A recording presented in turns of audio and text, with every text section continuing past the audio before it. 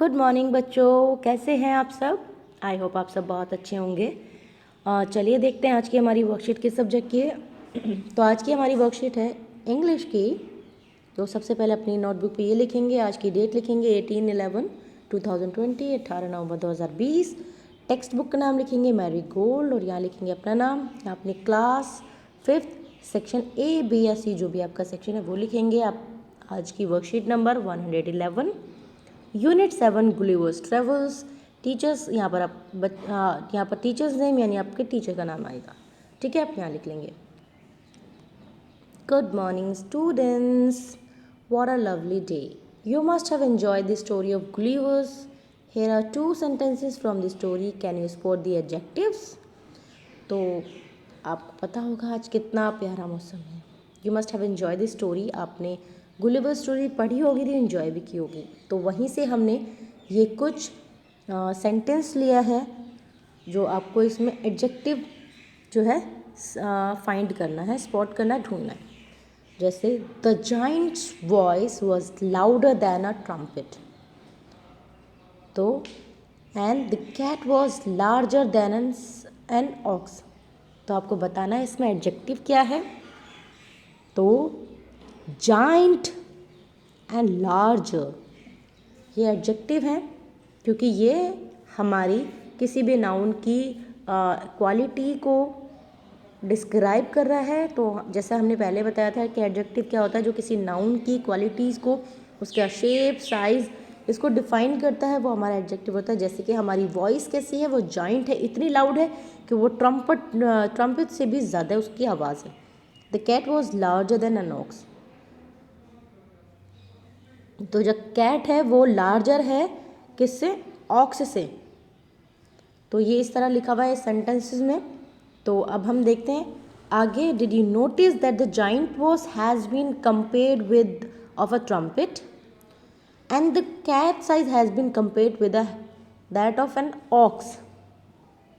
तो आपने नोटिस किया होगा कि जो जाइंट वॉइस को कंपेयर किया है ट्रम्पेट से और कैट साइज को कंपेयर किया है ऑक्स से। यानी दो चीज़ों को जब किसी हम कंपेयर करते हैं, व्हेन वी कंपेयर 2 और मोर नाउन्स, जब हम 2 नाउन्स को कंपेयर करते हैं, the degree of adjective change. तो जो एडजेक्टिव की जो डिग्री है वो चेंज हो जाती है। कैसे? Look at the sentences given below and then fill in the blank with the correct form of adjective. तो जब मैं आपको बता देती हूँ, जब हम सिंपल अपने बारे में बात कर रहे होते हैं कि मैं आई एम अ स्मार्ट, ठीक है, मैंने अगर किया कि राधा इज स्मार्ट, ठीक है, वो आ गया स्मार्ट। अगर मैंने कहा Radha is smarter than her sister, Radha अपनी सिस्टर से स्मार्ट, यानी 2 पर्सन में यानी 2 लोगों में कंपैरिजन हुई, तो आपको वो सेकंड आपकी जो डिग्री है स्मार्टर यूज़ होगी। बट अगर ऐसा होता है कि अगर मैं कहती हूँ कि राधा अपनी फैमिली में सबसे ज़्यादा स्मार्ट है, अगर मैंने कहा कि Radha is smartest girl in her family, यानी पूरा एक ग्रुप से हम कंपेयर कर रहे हैं, तो हमें क्या करना पड़ेगा, उसकी थर्ड डिग्री को, जैसे स्मार्ट, स्मार्टर, स्मार्टेस्ट यूज़ होगा अगर हम एक से ज़्यादा लोगों से उसे कंपेयर कर रहे हैं। अगर हम सिर्फ एक इंसान से कंपेयर करें तो वो स्मार्ट की जगह स्मार्टर हो जाएगा। अगर सिर्फ हम उसको ऐसे एज ए बता रहे हैं, कंपेयर नहीं करें, तो हो जाएगा सिर्फ स्मार्ट के Radha is a smart girl. ठीक है, तो जब कंपेयर करेंगे तो वो ये जैसे मैंने बताया बदल जाएगा। तो ये कुछ एग्जांपल्स हैं, आपको इससे ज़्यादा क्लियर हो जाएगा। Sonam is a tall girl. देखिए जैसे सोनम हो गई कि सोनम एक गर्ल है जो कि टॉल है, ये हो गया एडजेक्टिव, हो गया tall. Sania is taller than Sonam. अब क्या है, टॉल का क्या बन गया, टॉलर। क्यों? क्योंकि सानिया जो है वो किससे टॉलर है, सोनम से, यानी एक पर्सन से उसका कंपैरिजन हुआ। Comparison between height of Sania and Sonam, क्योंकि दोनों की हाइट में कंपैरिजन हुआ। पहले सोनम का किसी से कंपैरिजन नहीं हो रहा था तो बता दिया कि वो टॉलर है। ठीक है, फिर हमने जब दो सानिया और सोनम में हमने कंपैरिजन किया तो हमने देखा कि Sania is taller than Sonam, कि सानिया तो सोनम से भी लंबी है। फिर जब हमने पूरी क्लास में देखा, Nancy is the tallest girl in the class, जब हमने कंपैरिजन किया among all the girls in the class, यानी एक से ज़्यादा लोगों के साथ जब हमने कंपैरिजन किया तो क्या आ जाएगा, टॉलेस्ट। तो अब आई थिंक आपको क्लियर हो गया होगा कि टॉल, टॉलर, टॉलेस्ट, ये हमारी एडजेक्टिव्स की डिग्रीज है।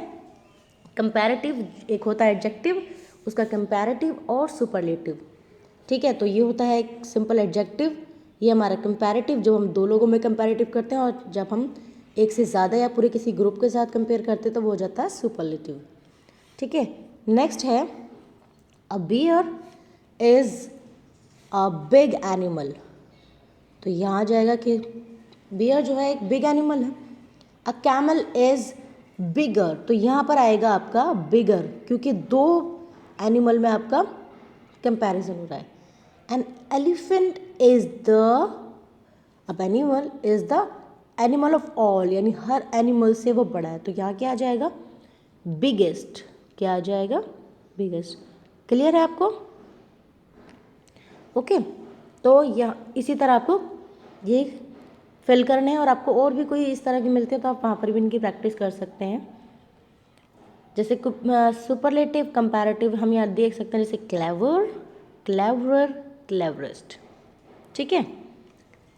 एडजेक्टिव हैं इनके बारे में लिखते हैं कि इनके क्या उस कंपैरेटिव और सुपरलेटिव होंगे। Fast, faster, fastest. Cold, colder, यहाँ क्या आएगा वेरी गुड, कोल्डेस्ट।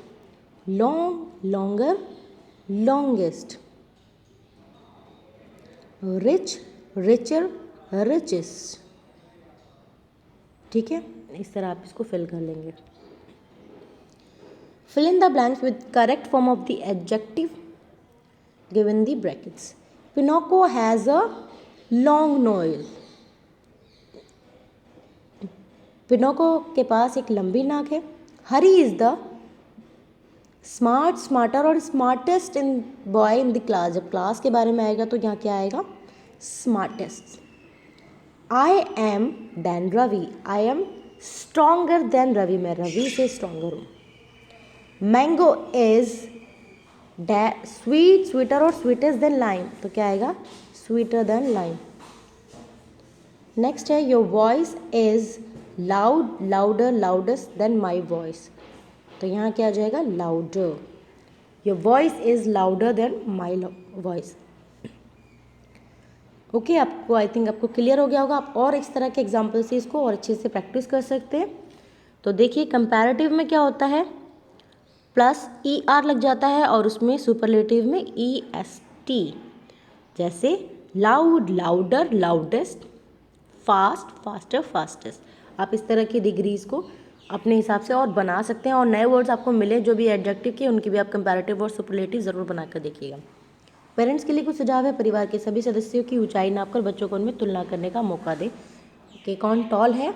तो यहाँ पर टॉलर देन, इस तरह आपको कंपैरिजन करने के लिए आप पहले उनकी हाइट को नापिए और मेजर कीजिए, और उनको फिर उसी सेंटेंस में लिखने की कोशिश करने के लिए बोलें कि कौन किससे टॉलर है या शॉर्टर है। ओके, कोविड अप्रोप्रिएट बिहेवियर हमारा मैसेज है आज का। Keep maintaining physical distance of 6 feet और 2 यार्ड्स।